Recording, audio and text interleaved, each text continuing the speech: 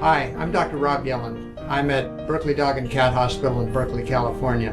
What I'd like to do today is to show you how to brush a dog's teeth. The number one disease we see in veterinary medicine is dental disease. And as such, it means that we have to pay daily attention to it. Our objective in brushing the dog's teeth is to minimize the effect of plaque on the teeth. Plaque is an organized film of bacteria that is being deposited on the teeth 24/7. And as such, it requires daily care to minimize its effect on the pet. I'm going to show you on this model exactly what I'm going to do when I insert the brush in Oski's mouth. I prefer to hold the mouth shut so that the teeth are together. That means that the canine teeth in front are both in close approximation, so when I use the brush, I'm doing both the uppers and the lowers at the same time. In the back of the mouth, there's one area that needs special attention. That is the area between the upper premolar and the lower molar. When I brush the teeth, the dog will reflexly open his mouth a little bit, which allows me to get the brush on the lower tooth. Otherwise, it's covered by the upper premolar. What I recommend doing is to make this fun for the pets. What I do with my own two dogs is to associate brushing the teeth with going for their daily walk. You can also do this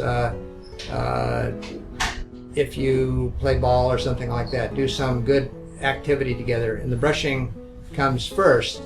In the case of Oski, since he's a small dog, I recommend putting him up on the counter so that he's at a more manageable height so that you can really be accurate about where you put the toothbrush. I'm going to load the small toothbrush with a small amount of special veterinary toothpaste.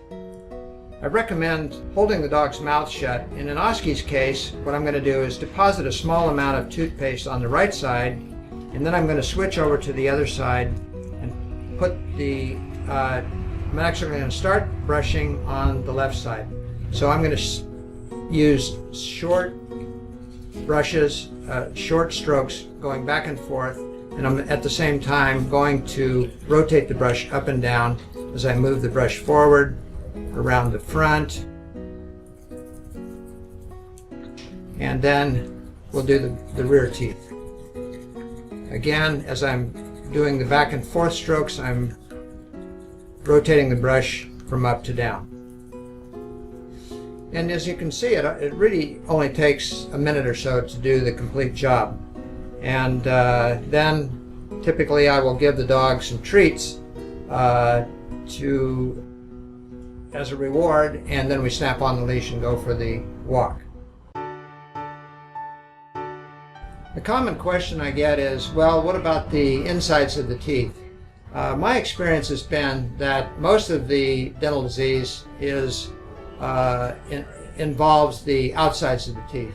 Therefore, I would like to encourage people to just concentrate on the outsides of the teeth. If after a period of time, say a couple weeks or a month, you feel like you're getting real good coverage on the outsides of the teeth, then feel free to try the inside. Certainly, it's in a perfect world, it would be better to get all sides of the teeth, but I hate to discourage people from brushing.